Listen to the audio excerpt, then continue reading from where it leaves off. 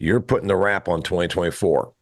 What are you now thinking about adjustments you're going to make because of the on-farm economics?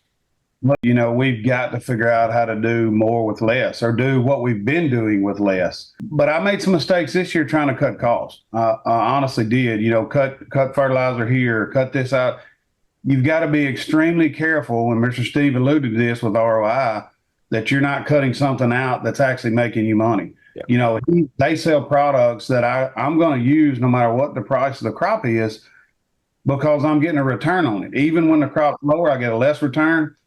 We're going to have to be real careful not to knee jerk and say, well, I'm not doing this, I'm not doing that. And then you go to second guessing. And I'll give you a prime example. We do some tillage. And when we put out our poultry litter, which is our main source of phosphorus fertilizer, we cover that.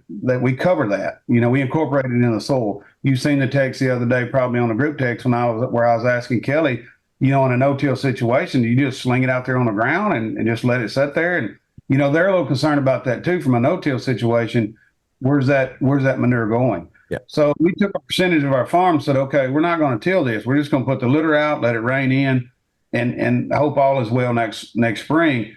Then you get to second guess yourself. Okay, what if I lose 20% of that, or if it don't work as well? So yeah, if you lose 20% of the nutrient value of the manure, then that more than makes up for sending one of your hired guys out there with tillage equipment to incorporate it. Yeah, because you're thinking maybe I cut back. I don't have a hired guy per hourly rate. I don't have the wear on the tractor. I don't have the diesel expense.